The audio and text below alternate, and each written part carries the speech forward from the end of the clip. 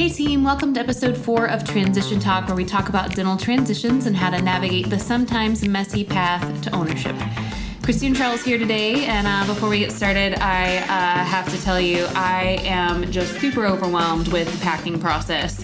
I don't know how we have so much crap in our house, but we do.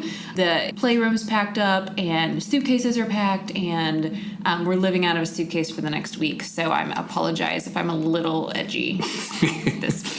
Well, fun. I had the new wife and the new, we call them bonus children, move in this week. I got bonus dog 1, and then bonus mom is moved in for about 6 weeks when her house is being renovated. So, yes. A little edgy on your side, too. Yes, ma'am. Extra edgy. What we got, girl? What are we talking about? Yeah, so today we're going to talk about the sometimes can be awkward conversation of asking for the financials and information to diligence. It is the most unnatural thing to do if you don't do it all the time. I mean, that's part of our job here. Sure. And so we've fine-tuned it and we know the right words. And that's what we're going to talk about today and kind of hopefully give you a little guidance. It's definitely a number one question we get, how do I ask? And this is my situation. It's definitely worth a dry run, a practice run of looking at yourself in the mirror, and hopefully we'll give you some tips to do that today. I like to say the what, the when, the why, and the how, kind of understanding all those things and no matter what you're doing. Yeah. So let's talk about the what and the when. Obviously, we need to know what to ask for, but when to ask for it is, I think, one of the biggest questions, and I think that depends on your situation, right? Like associate partner. Yeah, when you're asking anyone about something that is personal, these are financial, sometimes they're personal tax returns, just kind of build that relationship and trust with them first. Making sure that you just don't want to go out of the gate and just say, hey, I'm Charles, I'm interested in your practice, I want to see your tax returns. But, really understanding what some of their goals are, get them to kind of open up, have them paint a vision, certainly really important. And just even how you ask, it's just so important. So let's start with associate, no real plan of ownership. Okay. Like how do you handle that one? Yeah, and I agree. I mean, there's obviously different types of opportunities, and we'll go over those. But if it's just that straight associate, there's really no opportunity, for a buy-in. What you need to know here, and this is kind of a similar example, working in a corporate environment, is am I going to be busy? Yep. Right? Because, as an associate, I think that especially when you come out of school or coming out of a residency program, you're looking for busyness. You're looking for a paycheck. You're looking for just that clinical training and knowledge. How do I get money so I can pay down my debt? How do I get some cash so I can buy into this thing? So you're really trying to figure out things like, if it's an associate, is their current associate there? How busy are they? Great indicator. Maybe it's an associate and they're leaving. You're going to come in and take over their role, and he or she is doing 50, 60 clinical a month. You multiply that out times your percent. Okay, great. I'm going to make $150,000, $170,000. That's key. You can back into some of these things too, Chrissy, which was cool. I know you look at this and our whole team does. But sometimes even when I'm on a phone call and I'm on hold, I'll look at somebody's website. I can see that they have, 2 associates and how many assistants they have, and figure out and back into what their collections are, almost what their overhead is, and figure out this is a $1.3 million, $1.4 million. I bet you they got 40 new patients a month. I bet they're just begging to bring an associate in there because the numbers in the practice, like the number of hygienists, the number of new patients, would dictate that. So ideally, again, you're looking for that practice that's really busy, maybe something, north of $1 million, maybe north of 30, 40 new patients a month. Ideally, 2 full-time hygienists, would be ideal. And so, you need to be able to ask these pointed questions. Do you ask them on the first date? No. You're asking and you're doing it in a way that's not offensive. And it's a nice, kind way. And maybe we'll go into some of those role plays here a little bit later, but the key is really understanding. I think it's a fair question. I think if you are going to be an associate in a practice, am I going to have enough work here to work 4 days, or am I going to have to pick up another practice and work 2 days in one and 2 days in the other? So we know that happens, and I think it's you're not going to get tax returns and collections and W-2s of employees at this level, but asking, hey, can I see some production reports, or if there's never been an associate there, maybe, how far out are you booked, or what type of hygiene do you have, so that you can understand the level of productivity you'll have. And I think that's the goal. Right. And, I could be in a situation where I'm the senior doctor and I'm selfish and I have this $1 million practice. I can do all of the work, but yet I think I need this associate. I'm willing to pay, you 35% to come into work for me. But, you understand 35% of nothing is nothing. Yeah. Right. And so that's where we want, some type of guaranteed income and just some type of plan. But I think part of what we're trying to do is make sure you're educated and do your due diligence so you can see this practice is going to be able to generate, plenty of dentistry for you, so that you can, again, get that experience and get that cash flow going. Absolutely. Okay. So what if I'm an associate, but there's been discussion of a future partnership, or maybe even you will be a partner one day, you're going to start off as an associate. How does that change what we can ask for and when? Yeah. So this one I'm going to ask maybe a little bit more, because it does involve more of that commitment, that more of that 2 years, that building a relationship with the patients and the staff, and maybe even trying to grow that practice. So I think that it's really important to ask those really good questions early on there. Very similar even to the associate. You definitely want to look at the collections of the practice, and just to make sure that it's going to support you. Again, the numbers that would support you, $1.2 million, $1.3 million, they're just thriving. It's got plenty of chairs. You'd ask things like, if there's new patient flow of 20 as our strategies, maybe we might bring a consulting firm on to grow, number of new patients, looking at the procedure mix that's going on, maybe the procedures that established doctor, is not doing, or those procedures that you can bring to the equation, maybe courses, again, that you can take, who the valuation, company is going to be, when the timing of that's going to be. I mean, this could be an episode all on its own. Absolutely. I think using kind of a client as an example, in our kind of framework, most people we work with want to be transparent. If they're truly bringing you on to be a partner, they don't want to waste time, frankly, investing in you if you're going to then see the price or see the financials down the road and kind of walk away. Yes. And so I think the more transparent and the more open someone is, I think the more comfort you probably have that they truly want you to be a partner and have thought it out and they have a game plan and they've thought about it and projected out all the numbers, or they have a valuation time frame in mind, because keep in mind you're signing a non-compete in either of these situations. So you sign a non-compete assuming you're going to be a partner, and you've just non-competed yourself out of your hometown. You have to walk the line of saying, hey, this is what I need to make my decision, and this is what I can comfortable with maybe learning later down the road once we've kind of developed, a working relationship. Let me compliment you there on that transparency thing. It's the one thing, if we can really hit on this small little part of this subject, is so important. If I have an awesome practice and I got this $1.2 million practice with a 50% overhead, dear associate, here, future partner, here's my tax returns, here's my profit and loss statement, here's my production by provider, here's everything, and they're almost bragging of how well their practice is, and just basically saying, come on in, this is what an amazing opportunity. The guy or gal that's not really willing to share that, it makes me really nervous.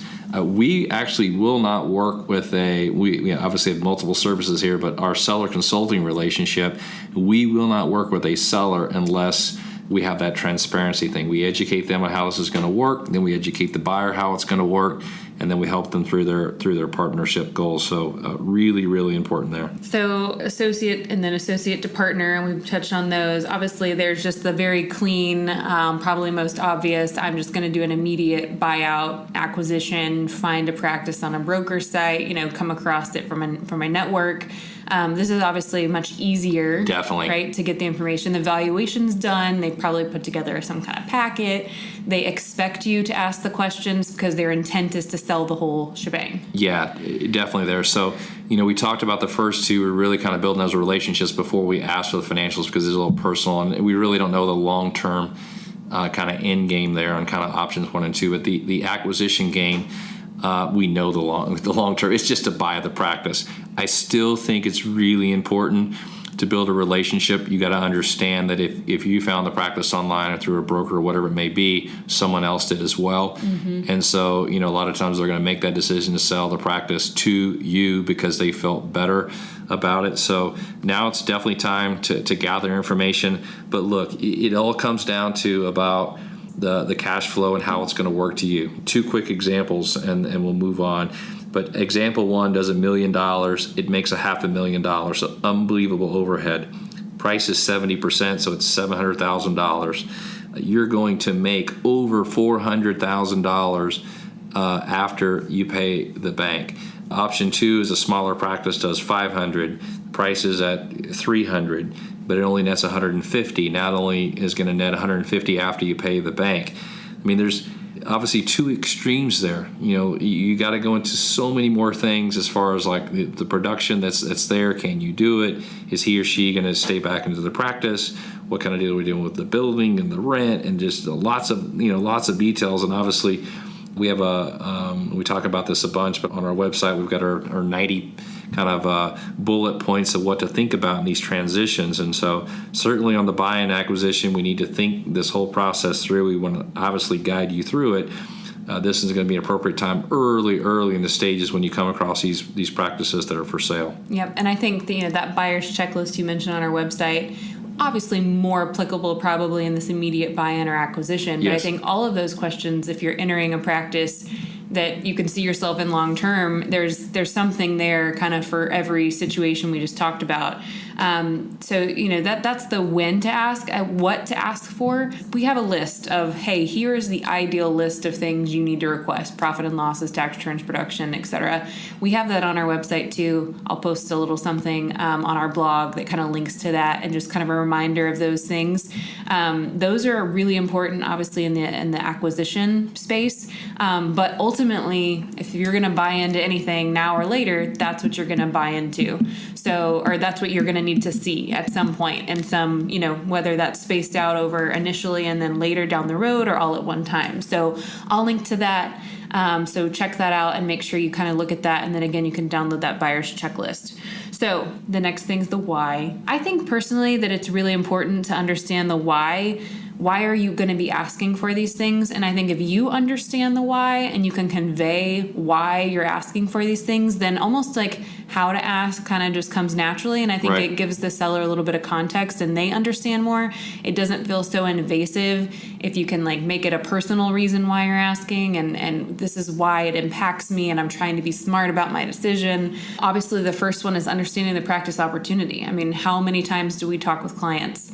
And our first thing we say hey, why are you interested in purchasing or joining this practice? And that conversation has to come from the seller. I can think of a client that we're working with who knows logically that transition is in the future, but can't necessarily figure out how to do it.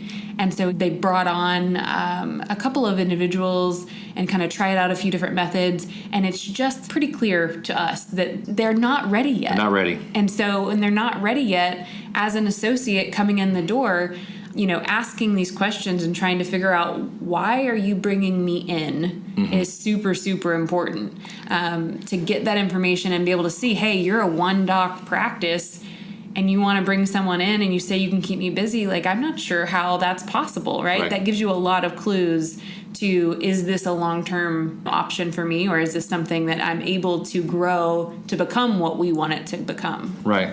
So let me add to that, because I know who you're talking about, and I can think of not dozens, but probably close to 100 people I've talked to in my almost 20-year career and I'm just dude, you're not ready. Primarily, it's men. The men just not ready. They want to hang on. Decisions? They just can't give it up.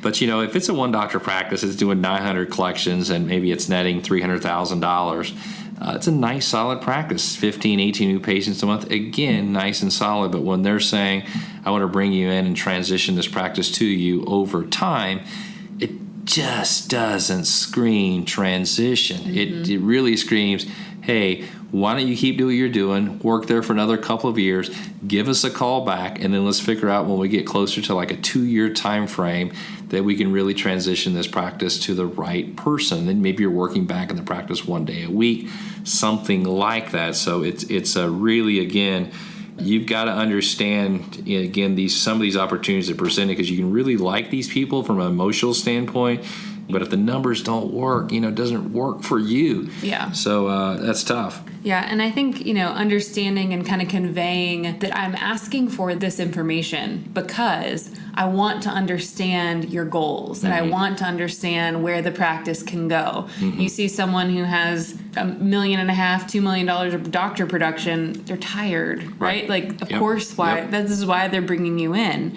So I think that is important. Another issue is the debt, right? In order to buy into a practice or buy a practice, you have to understand if the cash flows make sense. Yeah. I mean, like you just said, you can like it and love it, but if it doesn't pay the bills or debt service, not for you. Let me add something we were just talking about, and let me also deal with that debt. So when you understand the why, for example, and I'm working with a buyer right now, and I've actually been working with this buyer for a number of years, and she's been in this practice, and it's a specialty practice. It does $2 million of collections. It nets 50%, nets $1 million. She's going to be able to do the work. She's in the practice right now, and the opportunity was presented to her in residency how this was all going to lay out. And this is one of those conversations I had with her many moons ago, like, do not screw it up. Like, do not mess it up. I want handwritten thank you cards, all the stuff we talked about. Like, don't mess it up. And so she gets the why. Because, today she's making approximately $200,000. In the next 2 years, she'll own 100% of it. Yep. So now all of a sudden she makes $1 million. She pays debt on the $1 million, which is the business debt. And yeah, sure, it's going to be about $225,000 a year. For you math majors, that's $775,000 you're after debt. This is the why. This is why I said do not screw it up. And then you got to look at other deals to where you like and love the guy or gal, but maybe it's this 500 collection practice and he or she wants to stay around and, kind of that it only nets 100, 152. There's just not enough money there. Yeah. So you got to understand the why of why we may be having you look at other practices. Yep. Because in the end, you've got this debt, this dental school debt. It's $300,000, $400,000 of debt, whatever the number is, and it's a real number. It's after-tax dollars of $2,000 or $3,000, $4,000 a month.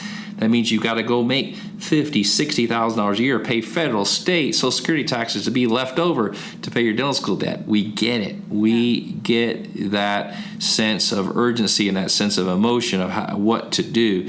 And the key to handle that is through buying the right practice. So when you understand the why, what you're buying, and now we can understand your why of your emotions of your personal debt, then we can guide you through, help you facilitate to buy that right practice that can solve all those other kind of emotional / personal financial concerns that you're having with even your personal debt. I think from talking with sellers, I think sellers generally understand that, right? You as someone coming out of dental school or residency have so much more debt than those sellers had when they were coming out of school. And so a lot of them think maybe you can't even buy, right? And so we'll talk about lending in episode 5, but some of them think, hey, this person can't afford my practice. Right. And so to frame your request of, hey, my goal is to understand your practice, your philosophy, and all those, touchy-feely things, but then ultimately saying, hey, I need to make sure that the financials of this practice work for me and my family and my student debt load, and kind of framing it in that fashion. You're just educating yourself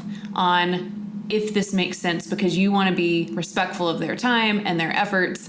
And so I think that why, and you understanding it you first, and then also kind of being able to relay why you're asking for this information and maybe why the financial aspect is so important. You have a debt sitting on your shoulders, that seller doesn't. Their why has become more about the practice, but that shifts over time from buyer to seller. So let me compliment there. So again, it's how you're asking this information. You don't want to come across the wrong way. And I think when you kind of tie that back into where it's a responsibility I owe to my spouse. I'm $400,000 in debt. He or she has followed me for 4 years or 3 years or 7 years, whatever it may be. I just really owe it back to them. And so I need to do my due diligence so I make the right decision for my family. Yep. How do you argue with that? It's just, okay. Yeah, okay, I understand. Let me talk to my accountant and let me get you the financial information that you're requesting. So I get it. And so it's how everything is framed is so important. Yeah, absolutely. And then another point I wanted to make on this kind of why is we've been talking about cash flows and financials, but production is really important, and the procedures that have been referred out and understanding what can I bring to the table? What do you need help with? Like, what are you already doing? This takes on a different importance depending on what type of transition you're doing. But let's say you're doing an immediate buyout. Can you do the production? Right. Are there procedures that you can't do, right. or those that you can do that are being referred out? So understanding the opportunity and understanding the limitations that you might be placed under is really important too. And I think that asking those questions shows you're thinking ahead. Obviously, if seller wants to work back or doesn't want to work back, then those are critical pieces of information to know. Yeah, so just all those procedures. Ideally, when you're buying a practice, that he or she is referring out lots of things, and you're looking at this as kind of a stock. It's a $700,000 collection practice, and you can see it growing to $1 million because lack of marketing or the procedures that he or she is referring out. Hopefully, that's a skill set you're bringing to the equation. But it works on just the opposite. It could be the $1 million practice that nets $400,000, which again looks maybe great on paper.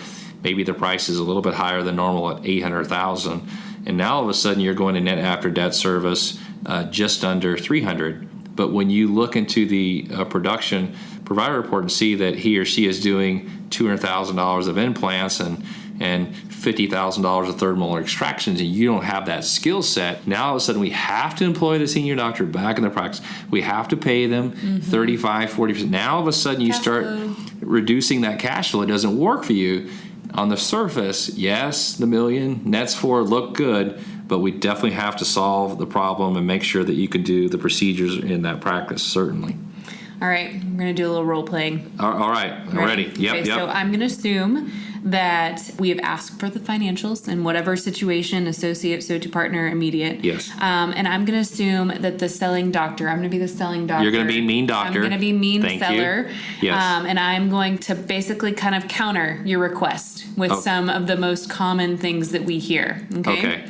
So you've asked, I'm going to say, well, I just don't want to give you my financials. That's private information and very personal.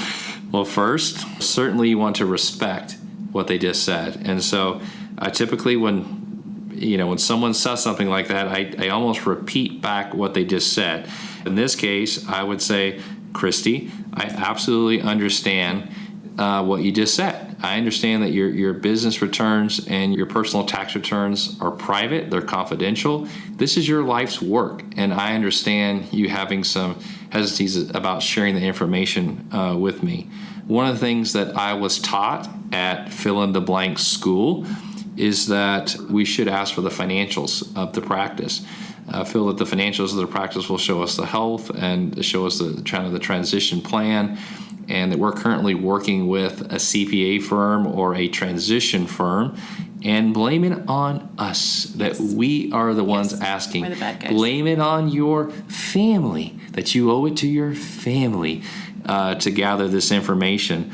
But ultimately, it is something of great importance for you to understand of gathering this information, because again, of your debt and your maybe your marriage and your kids, but you have to do the due diligence on this practice for you to move forward. It's in a nice, kind way, and I'm sure you understand type of response. So that's how I would handle that one. Okay. What about my profit and loss is not really important for you to see because it's not really representative of the cash flows. I mean, I run a bunch of stuff through, so it doesn't really matter what it shows.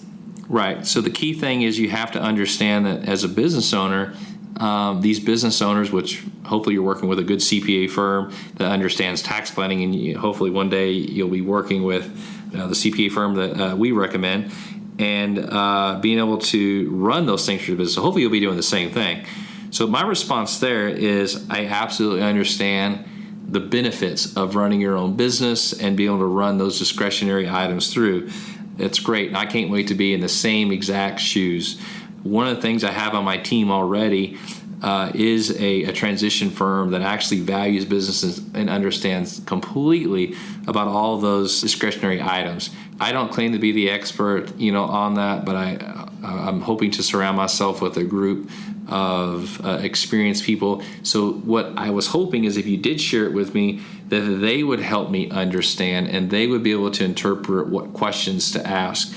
And so, if you feel comfortable with that, I'd like to get that information in their hands so we can work on this, our transition goals together. Like it. Okay, this one gets me. This one makes me mad when I hear this one, but we often hear of other brokers or other sellers saying, hey, I'm not going to give you any financial information until you sign a letter of intent saying that you're going to purchase the practice. I definitely, it makes the blood pressure go up. My pulse is, kind of a low 40 guy. But, again, where you are, you're in a market. I can think of a young doctor that we just got through working with, just graduated from dental school, and the broker is requiring it. Okay.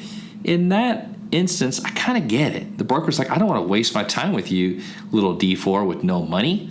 So, let's put some earnest money on this thing and make sure you're real. So I can understand a little bit there on the broker's standpoint, but come on, I've been out, 2 years. I've got, 50,000 liquidity. I can do the doctor production.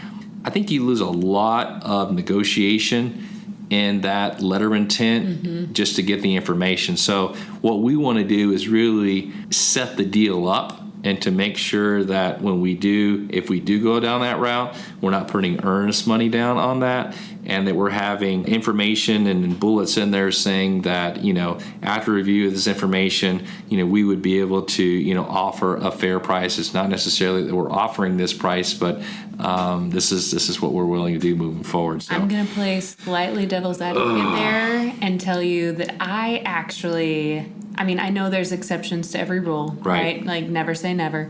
But even if you're a D4 and you don't have a lot of money and you're coming out of school, like I always think turn it around and be like, hey, broker, would you sign $1 million? Would you commit to spending $1 million and not see one financial? No, you wouldn't, right? So I get it and I understand it to a point. So that's why if you're put in the situation, it's a good practice. You've visited, you were super interested, let someone look over that letter of intent and make sure you're not giving away or committing to some crazy price or 10-day turnaround time on diligence. So I don't like it, but if you we know, Christy, we all know in the office you hate this. You're never going to believe what just happened. This broker has the nerve to do the following.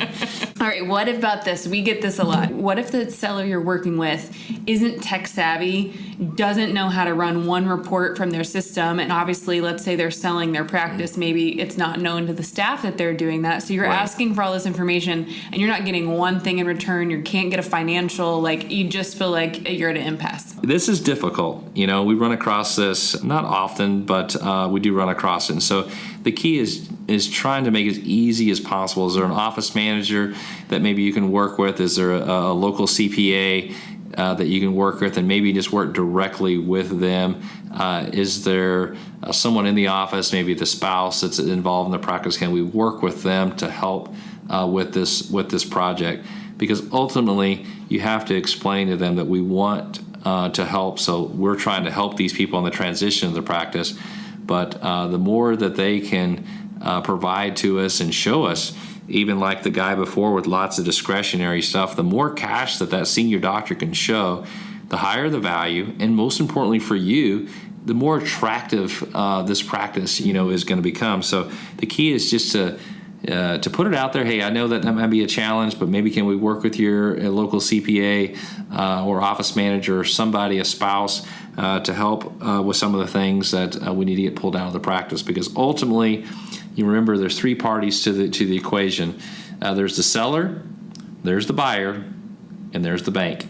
And the bank is going to require this information. So by us working, a bunch in lending, we know what the bank's going to ask. We know what the bank is going to be looking for. And so we're just trying to do the due diligence first. So we have to go down this whole entire road to figure out that it's not going to work. So ultimately, we got to get the information.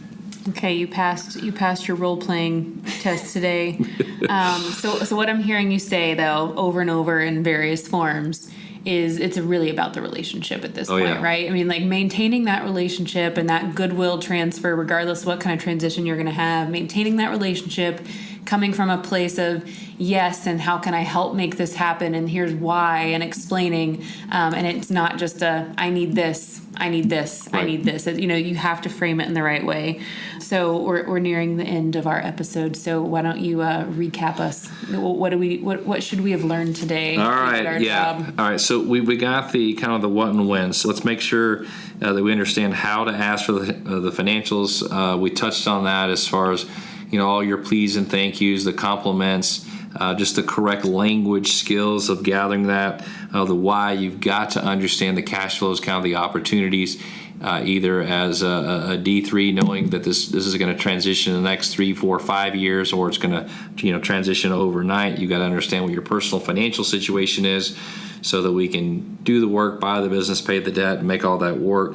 You've got to understand the roadblocks that are in front of you, and be able to certainly to overcome those. So remember that relationship part, as you mentioned, Christy, is absolutely critical. So all the right language skills throughout this entire process. Remember, it's their business, it's their life's work, it's their, for the most part, 20, 30-year relationships with patients and the community and their staff. And so just be very respectful through this entire time for them, because it's very much a nerve-wracking time for them. I know it is for you, but they're just nervous. We deal with this every day. They're just really nervous that they're going to do this too soon or transition to the wrong person. And so, we highly, highly recommend grab a mirror, grab your spouse, grab your dog, call us. We do this all the time. In the car on the way home, I'll have a quick coaching call just listening to someone who has an office visit the next day. So rehearse, assume, maybe do something like we did today, assume kind of what they're going to say back, or, kind of have those conversations and be prepared with your answers, and ask for those financials, and send them our way or someone's way. Make sure you have someone who is experienced in this, looking them over, prepping you for follow-up questions or asking those follow-up questions, because this first round of questions is definitely not the last. There's a lot more diligence kind of for past that first, where are your financials, or, how can I understand the cash flows? Yeah, and those 5 or 10 minute coaching calls I know are just extremely valuable to many of the hundreds of people I've spoken to over the years. I know they're very appreciative, and it's something we're passionate about doing. And so something like that, obviously reach out, a quick email with 3 or 4 questions, anything like that at all. It's always complimentary, just to make sure that we can guide you guys through this whole ownership game. So awesome. All right. Well, that's all we got for today. Thanks for joining us. Make sure to stay tuned for episode 5, where we're going to talk about debt and lending. Awesome. Fun topic. Subscribe to Transition Talk via the website or iTunes to stay up on the latest in Transition Talk. Talk to you soon. Great job, Christy. Awesome. Bye.